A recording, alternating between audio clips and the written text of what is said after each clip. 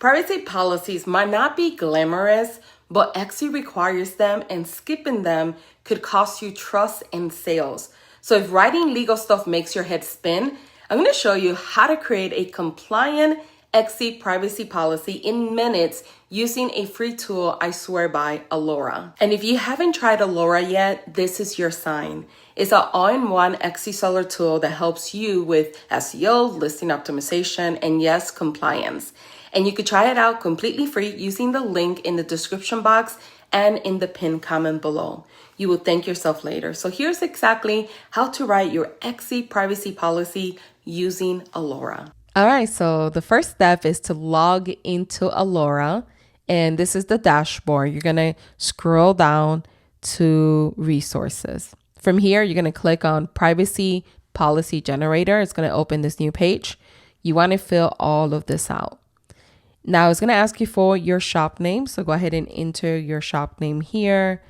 And if you wanna know exactly, you're not sure where your shop name is, or you might be new to this, if you go to your Etsy storefront, this is the shop name, this right here. You're going to copy it exactly how you wrote it there. And then automatically it's going to create your shop URL. From here, it's going to ask you to enter your contact email. I personally recommend having a domain email. Avoid using like Gmail, Hotmail, AOL for your store. They're easier to get hacked. And for your own protection, it's better to have a domain email.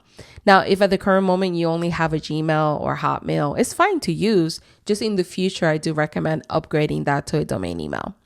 Now, here is going to ask you, do you share customer data with third parties? If you do, then you will add the third party name here. What type of service do they have? If you do multiple third parties, you will click on add another, and you will add that additional third party and their services. I personally don't use third parties at all, so I would leave this blank. And if you're the same, then you will leave it blank. Then you will move to, do you share customer data for marketing purposes? If you're using like an email provider like I have, like ConvertKit, also known now as Kit, or you're using ActiveCampaign or something else, then you will answer this as yes, because you're sharing that information with them. And then it says ownership type. So you're going to choose the business that you fall under. So if you're individual, like if you don't have a corporation, an LLC or a nonprofit, or nonprofit, then you would do individual. If you have a business, you would click business. You would put all of this information here, like your business name, your business address, etc. So if you don't have right now an LLC or corporation or nonprofit, you would click on individual. And from here, it says, do you sell customers in the EU? If you don't, let's say you sell physical products and you know that you don't ship over there, then you could put no. If you sell digital products like I do, I can't control who buys my products, right? Somebody from the EU can buy my products. So personally, I would say yes. And from here, it's going to ask who's the data controller, like the person designated to collect that data. That's me. So I will put my name. And then what is their email? I will put the same email again. From here, once you have all of this filled out, you will click on generate. And it takes a few seconds. And here is your privacy policy is created for you. Now from here, what you're going to do next is you're going to copy this right here. And we're going to go ahead and add this to our Etsy store. So let me walk you on how to do that now. So all you're going to do is go ahead and click on copy to clipboard. Go to your Etsy store and log into your account. You're going to go to your shop manager and you're going to click on settings. Then you're going to click on policy settings. And then you're going to go to privacy up here, this tab.